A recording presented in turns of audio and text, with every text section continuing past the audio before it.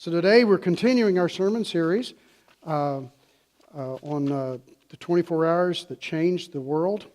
And our story today, I tell you, is the most tragic, ironic story in the history of humankind.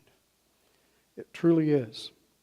It's a story of how a group of God's own priests, own rabbis or teachers, the biblical scholars failed to see that God had taken on flesh and was walking among them, and they decided to put God Himself, they accused Him of blasphemy, and put Him to death. Jesus Christ. Jesus was an itinerant preacher, and He's a teacher, and they knew He was an itinerant teacher, preacher, but what they didn't realize was that He was inviting the lost to be found, and maybe they didn't always like that either. He was ministering to the prostitutes and the tax collectors and the sinners. He was healing the sick. He was healing the blind. The lame were walking again. He was cleansing the lepers, just like the prophets had said the Messiah would do. And it was happening. But the Sanhedrin, we'll talk about the Sanhedrin in a few minutes. The Sanhedrin decided that this man needed to be put to death. But you have to step back from the story just a little bit to see some of the irony in it. Because when God took on flesh and walked among us, the most pious, the most religious people on the planet, God's own priests accused Him of blasphemy.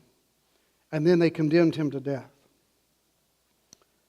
There was also something going on in the courtyard outside where this was going to take place. It was where Peter sat by the fire. It's where where Peter would deny Jesus. We all know that story. So I want us to begin this morning by getting familiar with the Sanhedrin, because they play a big part of this story today. This is where we're at, where the Sanhedrin get him. So when we get familiar with the great Sanhedrin, understanding that the Sanhedrin is a gathering of religious leaders who acted as the judge over where they had the jurisdiction. It was, in some ways, it was like a city council, if you will. Every Jewish town had a Sanhedrin, and they would be usually, 22, 23 people that would kind of sit and make judgments for their little community. But in Jerusalem, they had the great Sanhedrin. Now, the great Sanhedrin functioned in some ways like the Senate, that it made the laws. In some ways, it's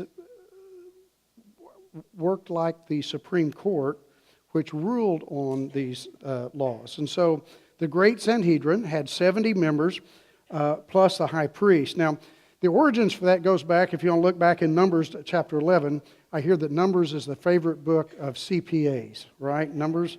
So I've heard that a few times, and I kind of skip over it normally, but it's important today. Numbers 11 is when God told Moses to appoint 70 judges to rule along beside him. Moses there were over 1 million people, the children of Israel, going, and all the issues. Moses was trying to rule on all them by himself. And God said, you've got to get some help. And so He told him to get 70. And so this is the continuation of that. It's grown into what has become the Sanhedrin. And so that's who's ruling here. And they usually met in the temple court. Now remember, the temple is just humongous and it's big. And around there were courts in there, and they would meet there. But sometimes they would also meet at the high priest's palace. Now, whoever was the high priest had a parsonage that went with it.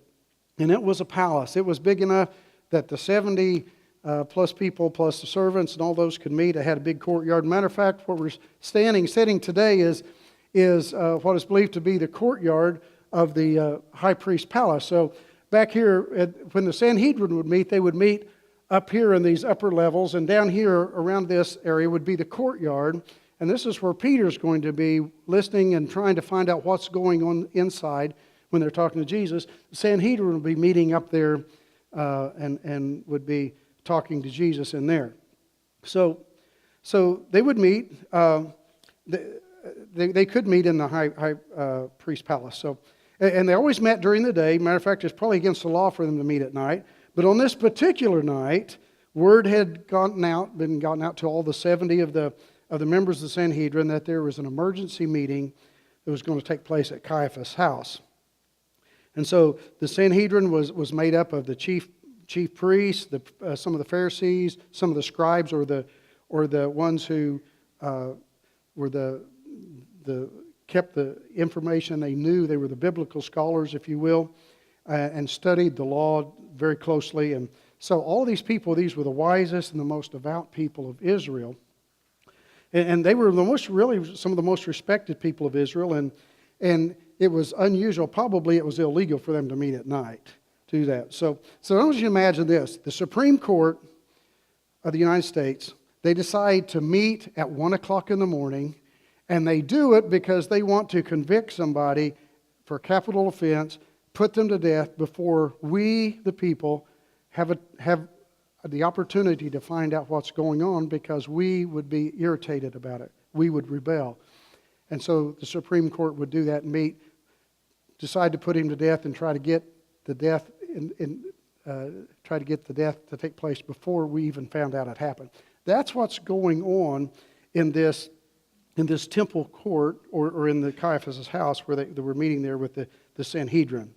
That's what was taking place. So what happened? The temple guard goes to arrest Jesus in the Garden of Gethsemane. Chad did a great job of doing that, or covering that last week. Had the picture of the garden there, and I understand he explained well, being there a few times, where everything was and how that worked, and so I can't wait to him to get that online so I can watch that as well. But it was about a 30-minute walk from the Garden of Gethsemane down across the valley there into Jerusalem, where the high priest's house, or his palace, was. And that's the focus this week. So the verdict on Jesus had already been decided. They had already decided that he was going to be killed. They'd already decided he was guilty. And so really this court, it was kind of a sham. There was nothing left to decide when they got to court. And so they'd already decided that Jesus would die. And now all they needed to do was find some good excuse to put him to death. And so this is where we're going to start our reading today, is in Matthew chapter 26. I invite you to follow along as I read. Those who arrested Jesus led him to Caiaphas, the high priest. The legal experts and the elders had gathered there. Peter followed him from a distance until he came to the high priest's courtyard. He entered that area and sat outside with the officers to see how it would turn out. The chief priests and the whole council were looking for false testimony against Jesus so they could put him to death. They didn't find anything they could use from the many false witnesses who were willing to come forward. But finally, they found two who said, now listen to what they said. This man said, "I can destroy God's temple and replace it in 3 days." Capital offense, right? I can destroy God's temple. Now, we know that Jesus was talking about the body. He was going to be destroyed. He was going to resurrect in 3 days. Anyway, that's what they found. That's all they could find. Then the high priest stood up and said to Jesus, "Aren't you going to respond to the testimony these people have brought against you?" But Jesus was silent. The high priest said, "By the living God, I demand that you tell us whether you are the Christ or the Messiah, God's Son." "You said it," Jesus replied. "But I say to you that from now on you'll see the human one, or the Son of Man, sitting on the right hand of the Almighty and coming on the heavenly clouds." Then the high priest tore his clothes and said, "He's insulting God. Why do we need any more witnesses? You've heard his insults against God. What do you think?" And they responded, or they answered, "He deserves to die."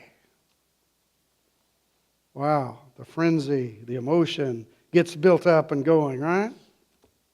Now, according to Deuteronomy chapter 19, you had to have two witnesses that would agree on something before you could put somebody to death. Well, they didn't have that. All they had was two people that said, well, he said he could destroy God's temple and rebuild it in 3 days. So in the end, the high priest asked Jesus, "Are you the Messiah, the Son of God?" In Mark's gospel, he replies, I am. And now you remember that in Exodus 3, when God, Moses is asking God, said, what's your name? And God replies, well, I am that I am, or I am who I am. You know, I don't get named by other people. I am who I am. I'm the creator of the universe. And so they decided that Jesus was claiming to be God. And so the high priest accused him of blasphemy. He had to die. And so what happens then? The temple guards rough him up a little bit. They start bouncing him around, mocking him, and asking him to prophesy and all those things. And then they lowered him into a pit, because somewhere in this area, not far from this courtyard, there would have been a pit that would gone down, and they would use it for a dungeon, basically. They would lower people into that or push them into it, and they couldn't get out. You'd have a rope to get them out. So they put Jesus in this pit and lowered him down there, and they left him for several hours before taking him to Pontius Pilate, which was the Roman authority, for a civil trial. A couple of things to understand here is the Romans were the only ones that could put somebody to death, because Rome controlled Israel at this time. Israeli leaders could not put anyone to death. So it had to go before this had to be a civil trial, and the Romans had to be the ones who put him to death. So the Sanhedrin, this group, could only recommend it. But why did these pious, these deeply religious people insist on putting Jesus to death?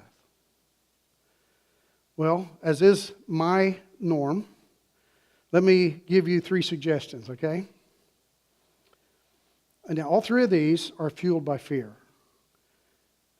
And fear is a powerful force, right? You know about that, right? Fear is a powerful force. It's a powerful motivator. It motivates us in religion. It motivates us in our politics.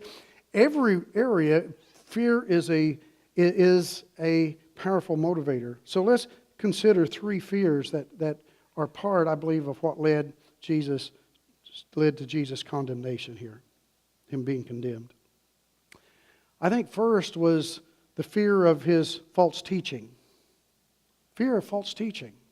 You know, in the Sanhedrin, there were these Pharisees who had been monitoring Jesus. We read all about that. For 3 years, they've been keeping up on what he's doing. And they've noticed these large crowds. They keep getting larger and larger, and they're following Jesus. And they hear him preach. And I wonder if maybe they're not jealous of him because he has all these people following him. And then he starts saying things that they disagree with. They don't like the way he interprets Scriptures. And they thought they had God figured out. You know, there were very few rules set in Scripture. And then the Pharisees and the Sanhedrin, they would get together and then made 600 and some laws out of basically 10. And they had all these things. So God said, remember the Sabbath to keep it holy. And then out of that, they made laws. They said, you can't walk more than 300 steps on the Sabbath. You can't carry more than 5 pounds on the Sabbath. And you can't, and all these things you can't do on the Sabbath. And they made these rules. And God's rule was, remember the Sabbath to keep it holy. And they had made all these rules. And so Jesus wasn't necessarily obeying their rules. He was following God's rule. And then he started doing things and he began to heal people. And as people were healed, sometimes it would be on the Sabbath. He would heal people. And unless, you know, someone was dying, unless a life or death situation, you weren't supposed to do anything, any kind of work on the Sabbath. So they considered healing work, and so they were mad at Jesus over that, you know, and Jesus didn't wash his hands right. You know, he didn't dip them 3 times and sprinkle them, you know, this way 5 times, and then cross his hands and cross himself and wash them 3 more times. Whatever it was they decided he had to do, he didn't do it that way. He cleaned his hands and went on. But they had decided, because you're supposed to have clean hands, that you had to do all this ceremonial washing. Well, Jesus didn't do that. He followed the rule of God. So there were thousands of people listening to Jesus and listening to him teach, and they believed that Jesus was teaching false things to them. So there's this fear of false teaching. And I think the climax of the conflict came when the Pharisees began to say bad things about Jesus. And they tried to trap him with his words. They were looking for everything they could to try to catch him in something. And then they finally said, well, he's doing these miracles by the power of the devil. I mean, how bad can it get? And then Jesus responds. Matter of fact, a couple of days before this, Jesus had gone into the temple. And this is back in Matthew 23. But I want to read to you what Jesus told them when he went into the temple. They'd been accusing him of these things. And he says this. This is chapter 23 and verse 13. How terrible it will be for you legal experts and you Pharisees, hypocrites. Woo. Apparently he had not read how to win friends and influence people, right? This does not work in a politically correct society, right? You hypocrites, you shut people out of the kingdom of heaven, you don't enter yourselves, and you don't allow those to enter either. And then let's go down to verse 29. He continues. He's on this diatribe. He's going. He says, how terrible it will be for you, legal experts and Pharisees, hypocrites. You build tombs for the prophets and decorate the graves of the righteous. You say, if we had lived in our ancestors' days, we wouldn't have joined them in the killing of the prophets. You testify against yourself that you are children of those who murdered the prophets. Go ahead. Complete what your ancestors did. You snakes, you children of snakes. Wow. How will you be able to escape the judgment of hell? Therefore, look, I'm sending you prophets, wise people, and legal experts. Some of them you will kill and crucify, and some you will beat in your synagogues and chase from city to city. Therefore, upon you will come all the righteous blood that has been poured out on the earth, from the blood of that righteous man Abel to the blood of Zechariah the son of Barachiah, whom you killed between the temple and the altar, in the temple itself. I assure you that all these things will come upon this generation. Wow. See, Jesus is upset because they had forgotten that their job was to help people grow closer to God rather than trying to keep people out of the kingdom of God. Here's something that we need to learn in our society today. We're meant to love people even when we disagree. We're meant to love people even when we disagree. Now, the Pharisees struggled with that mightily. They disagreed with him, and because of that, they had to kill him. We see that in our society sometimes too, right? We disagree, we axe you, get rid of you, you're no use to us. When you think about that, the fear of false teaching. Secondly, I think one of the fears was the fear of what others will think. Wow. The fear of what others will think. There were some Pharisees in the Sanhedrin. Now, remember, this is the great Sanhedrin here. There were some Pharisees who were afraid of what other members of the Sanhedrin would think of them because they agreed with Jesus. Did you hear what I said? There were some people in the Sanhedrin who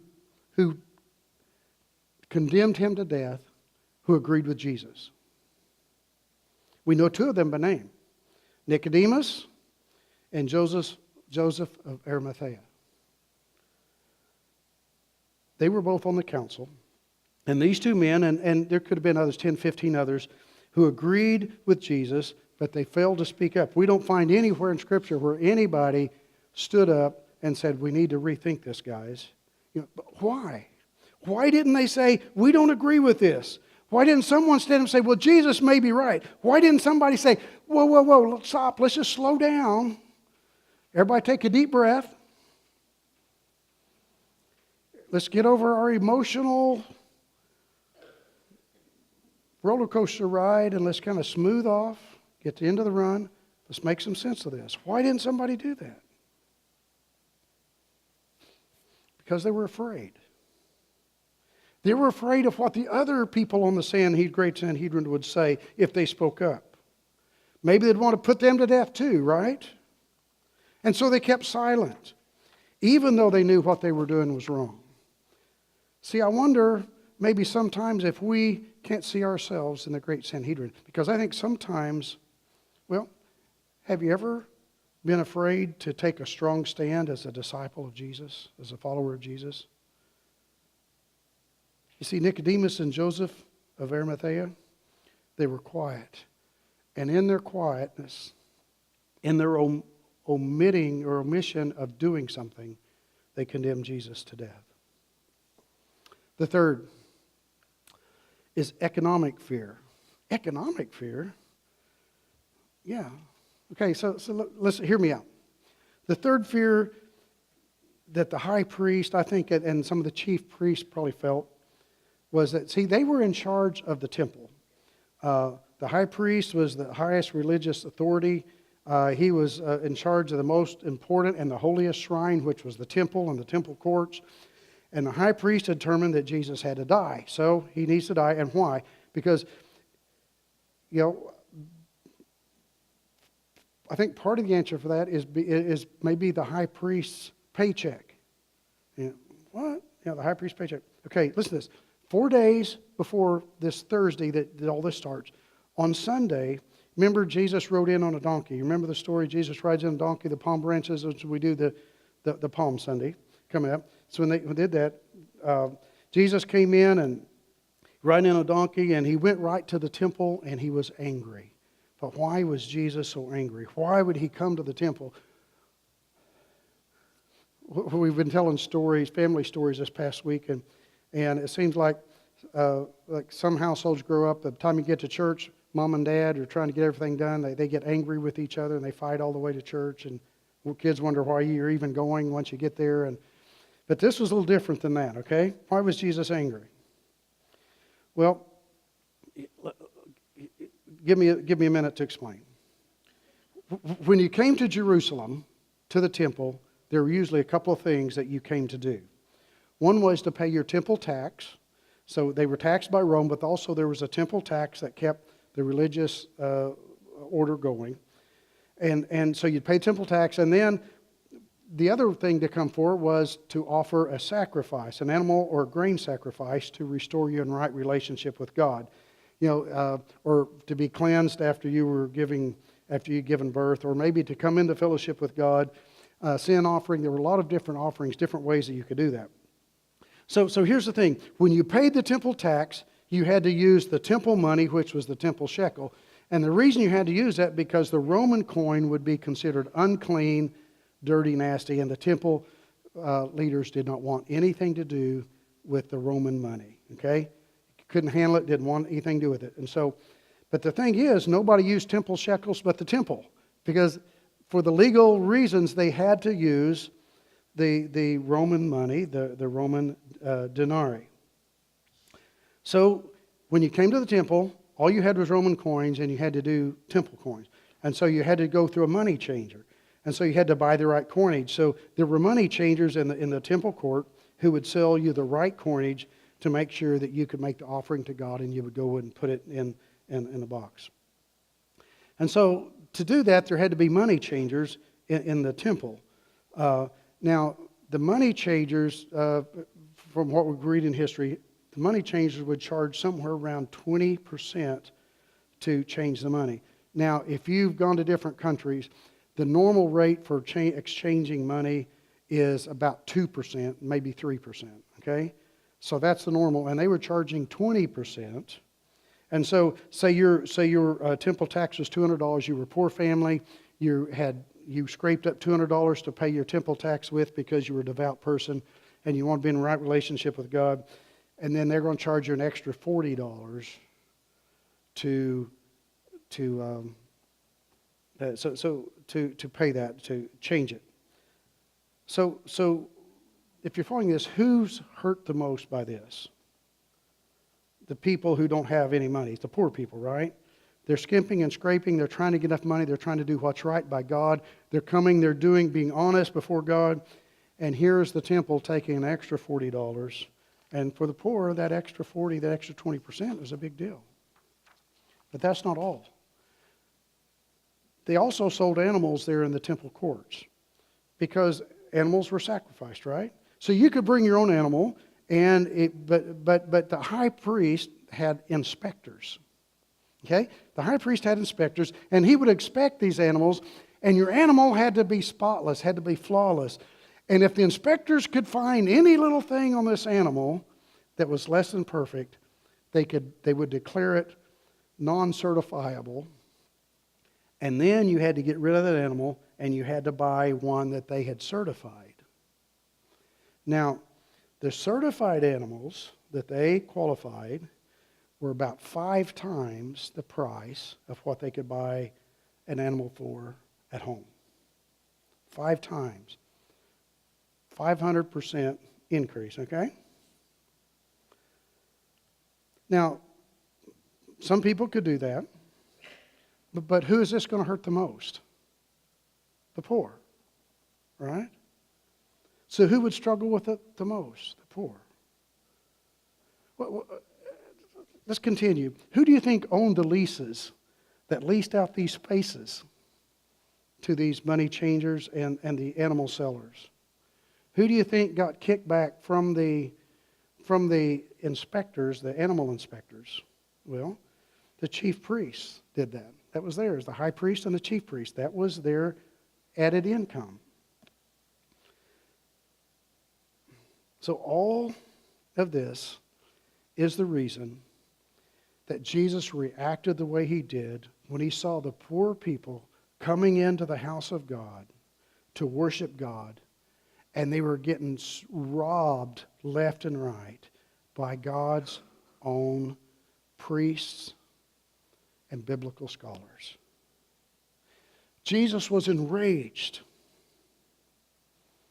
They were being ripped off by their own religious leaders. Let's look at what Jesus, this is back in Matthew 21. And look at what Jesus said. He said, when Jesus went into the temple, he threw out all those who were selling and buying there. He pushed over the tables used for currency exchange and the chairs of those who sold doves. He said to them, it is written, my house will be called a house of prayer, but you've made it a hideout for crooks or a den of thieves. Do you feel his anger? The very ones that God is bringing in, wants to bring in. The ones that God is most interested in hugging and loving. His own religious leaders are pushing them away and saying, you can't come. You don't have enough. The temple markets were shut down because of this. And this was the busiest time of the year. This was Passover. This is when people were coming in. Passover, and during this time, if they weren't open, they could lose hundreds of thousands of dollars of income in the temple because of Jesus' actions. Jesus had to die.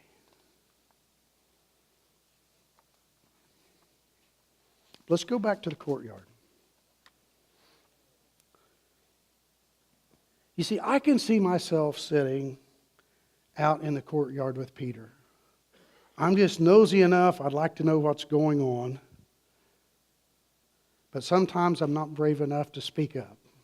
You know? And so, all 4 Gospels tell about Peter denying Jesus. All 4 of the Gospels. I want to read it. This is, again, from Matthew. We're continuing Matthew. We're back in 26, starting at verse 69. Meanwhile, Peter was sitting outside in the courtyard, and a servant woman came and said to him, you were also with Jesus the Galilean, but he denied it in front of all of them, saying, I don't know what you're talking about. Then when he went over to the gate, another woman saw him and said to those who were there, this man was with Jesus, the man from Nazareth. And with a solemn pledge, Peter denied it again, saying, I don't know the man.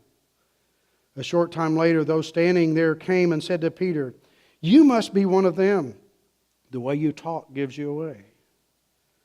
And then he cursed and he swore, I don't know the man. At that very moment, the rooster crowed. And then Peter remembered Jesus' words, before the rooster crows, you will deny me 3 times. And Peter went out and cried uncontrollably. I want to end with these thoughts. The Gospels don't tell, I don't think, tell the story of Peter to embarrass Peter.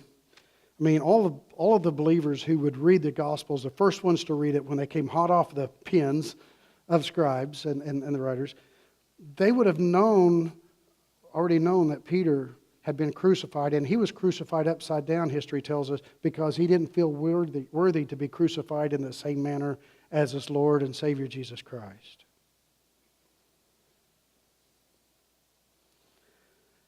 So this is not to embarrass Peter, but I think it's to give hope to everyone else. It's to give hope. See, all the disciples had fled but Peter. Now John tells us that he was there as well, but we don't see him there. But they followed at a distance. And when Jesus was taken to be tried before the Sanhedrin, Peter crept into the courtyard. I think Peter really wanted to fulfill the promise that he made to Jesus. Because he said, even when the others fall away, I'll be with you, Jesus. But he was scared. So in Peter, I think we see the cowardice and the courage in the same person. We see them both, right? We see the struggle and the tension that we all feel. We want to follow Jesus, and yet we often fail. I think Peter's denial shows us how that works in many of our lives. For many of us have failed Jesus. All of us have failed Jesus. But you see, here's the thing. The rest of Peter's life was not determined by this, the worst moment of his life. It wasn't determined by that. When we hear about Peter, that's not what we remember. What did Jesus call Peter? He changed his name to Peter. He was Simon, changed it to Peter, which means the rock. And said, I want to understand, I'm building my faith here. You're going to be a part of that. You see, when Jesus rose from the dead 3 days later, Jesus offered Peter grace. And Peter went on to be a great church leader. If you're Roman Catholic background, he's the first of the popes. He's the original, right? I'll finish with this. The reason this story is included in the Gospels is so that all of us, we need to understand it. It helps us understand that all of us have some combination of courage and cowardice. Every single one of us is going to fall short of what God has for us. We're going tonight to deny Him by our actions or our words at some point in our lives. But this story reminds us that there was grace for Peter and that there's grace for us, for you and me. And that's what I want us to take away from this story today. You see, I don't care what you've done. I don't care how far you've run from God. I don't care what you've said or what you failed to do that you know God wanted you to do. Peter's story reminds us that there's always grace for you and for me when we seek to follow God. Would you pray with me?